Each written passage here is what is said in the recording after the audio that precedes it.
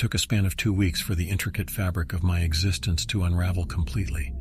Within this brief time frame, all that held meaning and affection in my life was mercilessly stripped away, leaving me shattered in a manner that was beyond cruelty.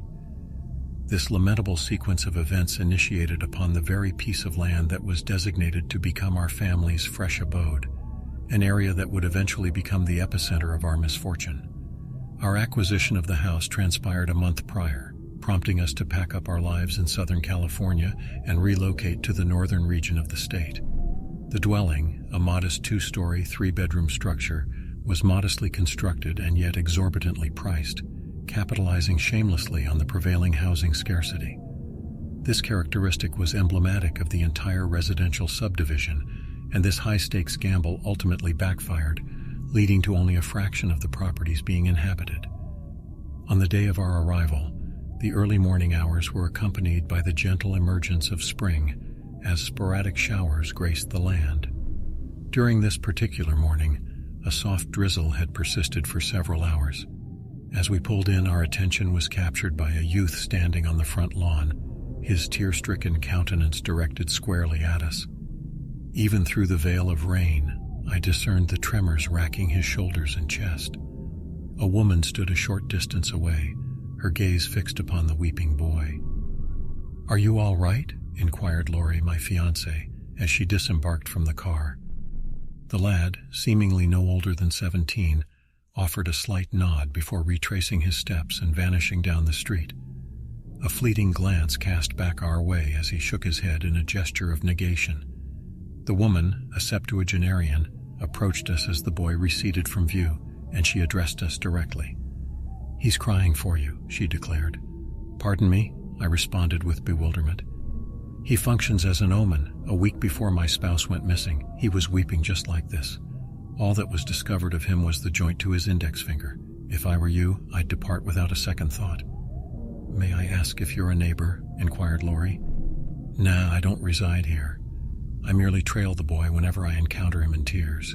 He never articulates a word to the people he's meant to caution, which is why I'm here. I'm acquainted with your ilk, though. Youthful, brimming with hubris and impervious to advice. No matter, I'm just a senile old woman. Yet bear this in mind. The land you stand on, it's steeped in naught but calamity. The settlers drenched it in the blood of hundreds of slaughtered Indians, and preceding them, they wreaked similar havoc amongst themselves. You see, it's a terrain bound by tragedy, and history shall inevitably repeat itself." "I believe it's best you take your leave," I asserted firmly. "Very well, I'm on my way. But mark my words, don't later claim I didn't forewarn you," she responded before hobbling away. "What in the world was that all about?" I questioned, turning to face Lori. "The locals are attempting to intimidate us. I understand it. People like us arrive in large numbers, causing rent increases, altering voting patterns, and changing their way of life. It's easy to comprehend why they might harbor resentment," she explained. Seeing the expression in my eyes, she displayed a frown. "Amir, I didn't express that correctly. I'm not attempting to empathize with those who hold bigoted views. I'm just pointing out that my parents share a similar perspective to hers. I understand the thoughts crossing her mind, but honestly disregard her. She holds no significance. Our importance outweighs hers. Those in this vicinity are likely accustomed to having things effortlessly handed to them. Why shouldn't we claim something for ourselves?" At the time, her words provided me solace, yet looking back, she was mistaken. Mrs. Norris might have been peculiar and cantankerous, but she never had things handed to her. Her upbringing was humble, and she led a modest life. Even now, she works as a Walmart greeter. If anyone experienced good fortune, it was me. Throughout my life, my failures seemed to lead to success. When I slacked off in high school, my parents' status as alumni and their generous donations to an Ivy League institution secured my admission. When I rejected my parents' faith, they ceased communication, but ensured my tuition was covered, keeping me in their prayers. Upon graduating, there was a job awaiting me at my father's law firm, though he arranged our schedules to avoid interaction. He even established a trust fund that enabled me to afford this house and co-signed when Lori asked him to. Only after enduring numerous horrors did I realize how privileged I had been. It appears that one fails to recognize their blessings until they are cruelly stripped away. Lori guided Carter from his seat, our beautiful son, now a year and a half old. I had wanted to name him after my brother. He shared a closer skin tone with me and even inherited my father's eyes. However, in Lori's exact words, "You didn't carry him for 9 months. You weren't even there for me until the last second." Her statement held truth. 2 months had passed since my graduation when my son was born. Initially, the idea of being a father was not something I desired. I maintained this stance even when a casual fling resulted in an unexpected pregnancy that neither she nor I wanted. However, Lori, persistent and driven by her rebellious nature, was unwavering in her decision. Her motivation often stemmed from impulsive defiance. The reason she had initially connected with me was solely to defy her parents, particularly her father. We reached an agreement. Lori would have full custody, and I wouldn't be involved in the child's life. Reluctantly, I accepted. Yet, when she went into labor, alone and abandoned by her parents, she called me. Despite my instincts urging me to flee, I showed up at the hospital. Holding my son for the first time, I realized that this was what I truly wanted. I couldn't help but shed tears, regretting ever considering removing my beautiful baby boy from my life. That night I proposed to Lori, and to her surprise, she accepted. I convinced myself that we were battling against the odds that day, against her prejudiced parents, against our own doubts. I was determined to make things work, to fight for our future, for Carter. After bringing our son home, we settled in for the night, exhausted from the day's events. A few beers and late-night TV led me to doze off on the couch. Lori put Carter to bed and retired alone, opting not to wake me. What disrupted my sleep that night was a sound that cut through the dream world and jolted me awake. The thump. Suddenly alert, I sat up, scanning the dimly lit living room. Faint beams of streetlight offered minimal visibility, casting everything in a hazy outline. I held my breath, allowing my racing heart to calm, waiting in anticipation. Then I settled back down. Thump, thump. Remaining still and attentive, I strained to identify the source and location of the sound. Initially, I tried to rationalize it as Lori moving around the house, but as the sound persisted, I discerned details that contradicted that notion.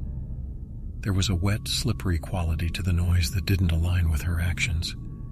Unless Lori had started dragging wet tarps around in the middle of the night, the source remained a mystery. I continued to listen until the sounds gradually faded, unsure if they truly ceased or if sleep overcame my unease. What I did know was that I woke up nearly late for work.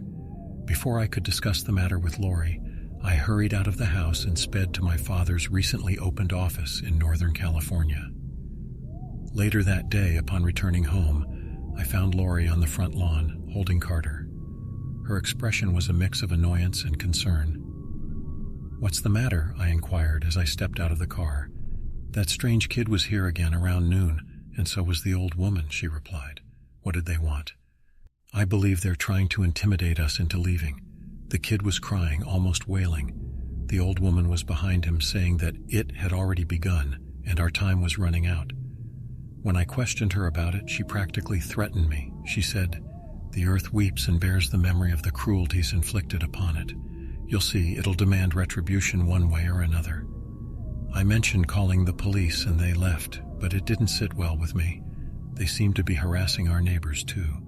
Something about this just feels off. Did the real estate agent mention anything about this place? It's an entirely new housing development, devoid of any history to narrate.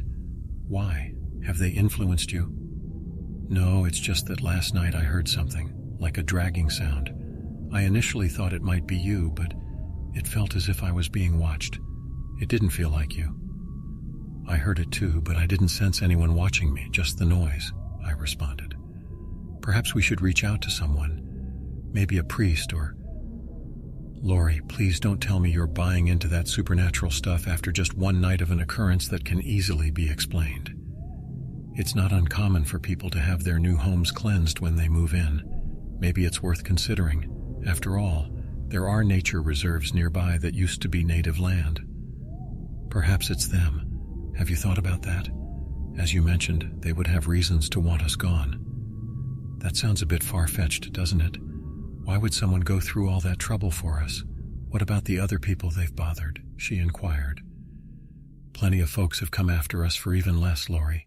You having my child put you at odds with half your family. Your dad even shot at me. I've learned not to be surprised by the crazy things people do. We'll inform security about the harassment. Problem solved." Lori looked at me with weary eyes. "Maybe," she said, then glanced down at Carter, who giggled, prompting her to smile. "Yeah, you're right," she admitted, letting her shoulders relax.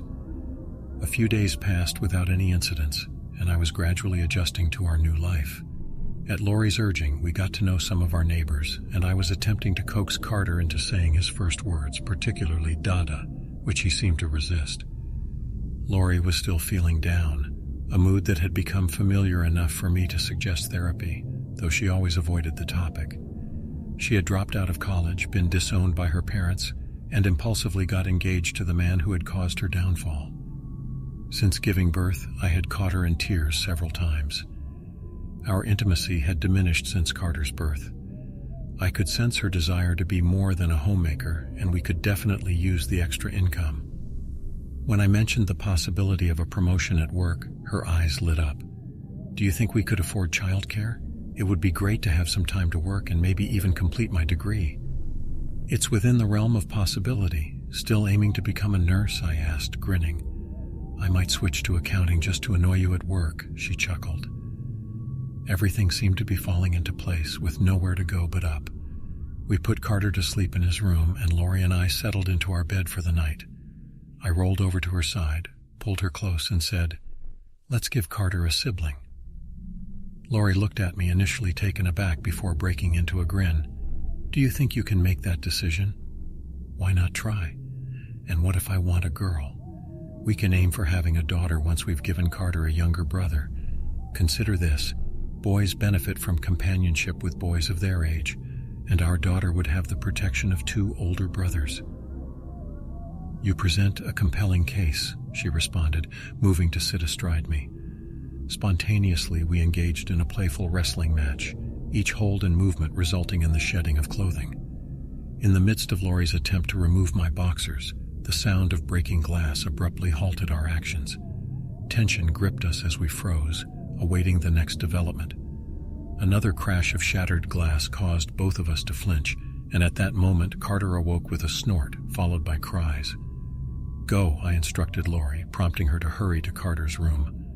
While hastily pulling up my boxers, I descended the stairs. Grasping the bedside baseball bat, I moved with determination as the cacophony of glass breaking echoed throughout the house. "What on earth?" Lori's voice exclaimed as I rushed past her, clutching the bat so tightly that my knuckles turned white. Fueled by anger and urgency, I rushed into the kitchen without considering the consequences. Upon flicking on the lights, a searing pain shot through my foot as I stepped on a shard of glass. "Fudge!" I shouted as the glass pierced my skin. Surveying the scene before me, I saw blood pooling around my injured foot. The only damage was a broken cabinet and several shattered glass cups strewn across the floor. Placing the bat on the counter, I extracted the sizable glass fragment from my foot. Time was lacking for proper treatment. A scream resounded from upstairs. "Amir! Amir!" Lori's voice called out, propelling me to swiftly ascend the stairs, leaving bloody footprints on the wooden and carpeted surfaces. Internally berating myself, I recognized that the intruder had succeeded in separating us. Upon reaching the hallway, I realized I had left the bat on the counter. Although a knot formed in my stomach as I confronted the notion of facing whatever awaited unarmed, scantily clad, and bleeding, I pressed forward without hesitation. I burst into the open door, wide-eyed and poised for confrontation. Lori had retreated to the far corner, clutching our wailing son to her chest. Her trembling finger pointed at the closet across from her. My gaze shifted to the dimly lit interior of the open closet, where for a fleeting instant I believed I detected movement. Muscles coiled as I raised my fists, but the apparition vanished as soon as I focused on it. Rationalization sprang forth, and in the grip of adrenaline-fueled distortion, I clung to the explanation. What did you see?" I inquired of Lori as she attempted to comfort Carter. I'm not sure, but something was here. It was inside the closet looking at us," she responded, her gaze shifting to the blood seeping into the carpet. "What occurred downstairs?" she asked. "The cupboard was open and the glasses fell out." "Amir, this doesn't just happen. We can't continue to stay here." "And what do you suggest we do? Check into a hotel, list the house for sale, and hope that we gather enough to secure a new place?" "Why not?" "Because, Lori, this is our sole opportunity. We have nothing else. We've managed to reach this point, and I can't take a risk like that. So many houses here are vacant. They haven't been sold. If we depart and end up worse off, we'll have no one to rely on. Neither your parents nor mine. Not a single friend. Just us. We need to fight, Lori, for ourselves, for Carter." Carter had quieted down, but tears were flowing down Lori's face. "I never anticipated it would be this tough. I knew it wouldn't be a walk in the park, but damn, I didn't expect it to feel like this. Every day is a struggle, like climbing out of a pit that only gets deeper," she expressed. I closed the gap between us, enveloping her and Carter in my arms. With my head against hers, I implored her to fight, and amidst tears and soft sobs, she replied, "I will." We spent the next hour tidying up the house. Lori tended to my foot, and we decided to rent a carpet cleaner to erase the traces of blood. At Lori's request, we relocated Carter's crib to our bedroom, which dashed my hopes of giving Carter a sibling. Things calmed down as the night settled in, and we drifted into a restless sleep. The following day, as I was returning home from work, I noticed the peculiar kid again. Mrs. Norris was some distance away at the intersection of my street and another. As before, he was wandering aimlessly, but halted in front of our house. He was crying once more, even harder this time. Sobs racked his frame as he struggled to catch his breath. "You're not supposed to be here," I remarked as I walked past him. He nodded and continued walking, but paused for a moment, allowing his tears to subside before he could speak. "You're the ones who don't belong. The earth here has cried out endlessly, and no one paid heed to its pleas, and now it's retaliating." I quickened my pace and grabbed his shirt, pulling him closer so he could see the intensity in my eyes. "Are you threatening me and my family?" He met my gaze. There was no malice in his eyes, no intention to provoke, but he was crying again. A grin spread across his face, revealing his unnaturally perfect teeth. He gazed back into my eyes and remarked, "It will end in screams." He shook his head and chuckled through his tears, unsettling me enough to release him. He resumed his walk, now with a slight limp, and I regretted not confronting him more forcefully when I had the chance. Now I had to confront the limping hag, Mrs. Norris. Henry, a neighbor I recognized from 3 doors down, turned away from her. His gait was tense, and as he retreated to his house, the elderly woman locked eyes with me and approached to speak. With a sigh, I braced myself as she closed the distance. "Since you're too much of a fool to heed a warning from those who understand better, allow me to offer some advice. Offer yourself in their place. Anoint your door with your blood. Sacrifice your life. You'll spend every waking moment of your life regretting it if you don't," she advised. "What kind of biblical nonsense are you talking about? I'm not going to buy into your crazy ideas.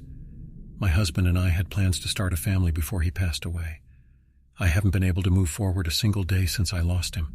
That was 17 years ago, and that boy hasn't aged a day since then. He had a premonition. Like a harbinger of death, he knew that it would come for me. It stole my future, and I've spent every possible moment trying to caution others about the consequences when the world turns malevolent. But every single one of you has been so stubborn. I haven't managed to save anyone. Maybe that's another facet of its wickedness, but I swear I won't stop trying. If I don't, this entire neighborhood will crumble under the weight of its own arrogance, please. Listen, lady, it's clear that you're struggling with something. I empathize with you, but I won't allow you to impose your fantasies on me and my family. I hope you find the help you need, but stay away from us." She gazed at me disheartened. Turning away, she limped off and whispered, "Fine," in a raspy, almost ethereal voice, like a specter's murmur. As she disappeared around a corner and left my sight, a dull pang of pain shot through my foot. My wound had reopened, and fresh blood trickled and soaked into my shoes and the ground. "How was your day at work?" Lori inquired during dinner after we'd settled down. "It was okay. Bueller's talk about promotion seems to have faded away, though. I'm sure it will come up again. You're a dedicated worker." "Let's hope my dad isn't influencing Bueller's decisions." "What about you? How was your day?" I asked. "It was fine. We spent it at the park, had lunch, and wandered around town." "You're scared to be alone here." "Why wouldn't I be? Something was watching me and Carter. It wanted to harm us. I don't feel comfortable here alone. Maybe Mrs. Norris had a point." I put down my fork and regarded her. Her expression was inscrutable, but she wouldn't have said anything unless she was upset with me. "Lori, can we not? I'm sorry I wasn't here. I would have loved to spend the day with you and Carter. I'll look into affordable daycare, and you can start looking for a job so you can have some time out of the house. I'm sure things will settle down eventually, and we'll be in a better place." Her hand slid over to cover mine, and she spoke softly. "I'd like that. And I'm sorry, I shouldn't have been so distant. We've both been stressed out. Since we moved in, it's been a continuous cycle of stress. I'm sure you're right. We'll manage in the end." Her grip tightened around my hand, and I shifted to interlace my fingers with hers. In silence, we shared dinner, put Carter to sleep, and embraced in the adjoining room. Afterward, as we settled down, the weight of slumber approached, and in those fleeting moments before dreams took over, I realized that despite all challenges, I was undeniably fortunate. A deep, resonant thumping shattered the tranquility of the night. Abruptly awakened, my eyes snapped open and my heart raced in my chest. Vigilantly, I scanned the room for any signs of movement. "Why tonight of all nights?" I whispered involuntarily. Moonlight seeped through a gap in the curtains, casting a sliver of silver across the room.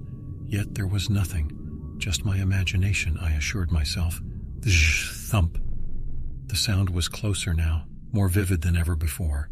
I discerned faint details, a moist squelch, the sound of dampness, a faint raspy moan. It was inside the room, drawing nearer. I sat up, causing Lori to stir beside me. My hand instinctively reached for the bat on the nightstand, just as a desiccated arm emerged from the darkness, stretching into the moonlit beam. Its fingers rested on what I now recognized as a grotesque mess of blood and tissue. Clutching the bat to my chest, I watched in horror as it dragged its lifeless form into view. A skeletal, ashen figure of a woman, stark naked, her eye sockets hollow and abyss-like. With straining effort, she dragged herself forward, her lower body scraping the floor, leaving shreds of flesh and sinew behind. The incessant sound, accompanied by the forceful impact thump, echoed in the room. She turned to face me, her scant white hair parting to reveal a lipless grin. Then she averted her gaze and continued her gruesome crawl, deepening the trail of carnage. How long had she been at this before my awakening? Lori bolted upright, her gasp piercing the air as she beheld the horrific sight. Her wide-eyed stare met mine, mirroring the terror that consumed me. Thump, and the woman vanished into the shroud of darkness, yet her outline and malevolent grin lingered. As I began to rise, determined to confront this apparition, the room's temperature plummeted. Within moments, each exhale materialized as white vapor in the frigid air. A sharp crack reverberated through the house, and the long gash on the floor widened. The dimensions of the floor contorted as a colossal, pockmarked skull emerged, crowning the opening. Its size rivaled that of our bed, and with persistent effort it broke free from its confines. A massive head, severed at the neck, now stared at us, its mummified skin a yellowed parchment of ages past. Angular and harsh, its skeletal visage bore the scars of time, etched in lines and darkened flesh. Slowly, a titanic hand emerged from the rift, inching ominously toward Carter's crib.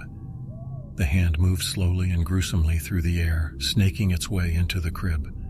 My body felt like a prison, and from within it I screamed with all my strength. Strangely, no sound escaped as the ragged, fleshy fingers coiled around Carter and lifted him up. Lori's scream echoed alongside Carter's wails, and in that moment something clicked within me. A primal instinct, an ancestral drive. Throwing off the covers, I reached for the bat, ready to fight. It was a choice born of necessity. The hand paused, its attention shifting to me. Then something incredible happened. It transformed. Every pore on its skin became an eye, radiating a malevolent gaze. Every crevice split open, revealing rows of blackened teeth that formed a sinister grin. The intensity of its grin bore into me. In that instant, I comprehended the depth of its fury. It unfurled and coiled around me, rending my courage and paternal instinct. It despised me, Lori, Carter, everyone and everything in the world. Its fury sought to engulf all in its path. The bat slipped from my grasp, my body went limp, and it opened its mouth. Its abyss-like gullet stared into me, pulling me into its darkness. A deafening scream jolted me back to reality. I watched in agonizingly slow motion as the hand, clutching Carter, drew closer to its gaping maw. I wanted to yell, to intervene, to shut my eyes, but I could only watch as this embodiment of hatred approached my son's innocent form and took a bite. The horrifying crunch engraved itself deep within me, an indelible memory. A feeble cry attempted to form in my mind, and then darkness descended. Countless tongues, innumerable mouths, converged in a macabre cacophony, feasting upon the blood of my son, myself, and Lori. Our history, our future, obliterated. The hand withdrew, contorting as it did so. The sickening sounds of delicate bones snapping and flesh tearing reverberated through my very being, yet I couldn't tear my gaze away. 2 more bites, each savored meticulously, and it was done. It locked its blood-stained smile on me, then vanished into the wound, sealing itself and reverting to its original pulpy state, now adorned with additional bloodstains. My ears rang with our collective screams, echoing through the neighborhood's night. In a corner, a nude woman observed us, her presence fading into the darkness as our raw shrieks continued. A few hours later, dawn broke, but the night had been illuminated by the flashing lights of police cars, casting hues of blue and red across the scene. Amidst the crowd, I spotted that peculiar child. His tears had ceased, and his eyes now bore an emptiness and gravity, yet the grin he had bestowed upon me the day before remained etched on his countenance. Mrs. Norris stood beside him, our gazes locked, conveying a mutual understanding. With a shake of her head, a tear wiped from her eye, she turned to depart. Each person had suffered a loss on that night. Coraline, a widow, had vanished, leaving behind only an abandoned house and a splotch of blood. Joshua, a single father, awoke to find his daughter's room empty, except for the fading silhouette of a woman concealed within a shadowy corner. Henry, a solitary soul accompanied only by his canine companion, was left with the severed lower half of his chocolate lab. There were other stories of pain too unbearable to recount, but no one had escaped the fury of that angel of death, a vengeful parcel of land, or perhaps the settling of some long-forgotten debts. I couldn't provide answers to the inquiries posed by the police, and they had none for us. Even the local news stations disregarded our appeals. Perhaps some higher power was orchestrating this, striving to veil the incident, the catastrophe that fractured numerous lives. Perhaps one day the truth would emerge, or maybe this had occurred before, and the methods of concealment had been perfected. If consequences awaited my testimony, I would face them only in the afterlife. 3 days had elapsed since that ominous night. I had not returned to work, nor had I conversed with Lori. My mind had retreated into a catatonic state, a mere shell of its former self. After all, what alternatives did I possess? Yesterday I stumbled upon Lori's lifeless form. She had consumed every available bottle of medication. Just when I thought I had nothing left to forfeit, her image shattered that perception, and I crumbled into an abyss deeper than I had ever fathomed. I believe I shall soon join her and Carter. I was never inclined toward religious beliefs, a divergence that led to my father's disownment. Now I find myself praying that they reside in a superior realm, awaiting me, so that our struggles can finally cease. My father once imparted that children embody our legacy and our future, urging us to be prolific. I reflect on the extent to which we've plundered the earth and inflicted its agony, how much blood it has absorbed. I imagine the countless hours it has spent beneath our oppressive shadow, weeping, yearning for an end. Given sufficient time and tragedy, even the purest of hearts can contort into something unrecognizable. Perhaps one can only extract so much from another before the reciprocity commences. It stripped everything from me. I'm uncertain of the breadth of its reach, the locales it might target again. What I do know is that the very ground we tread upon, the earth we inhabit, can foster a profound animosity toward us, and maybe for you it already does.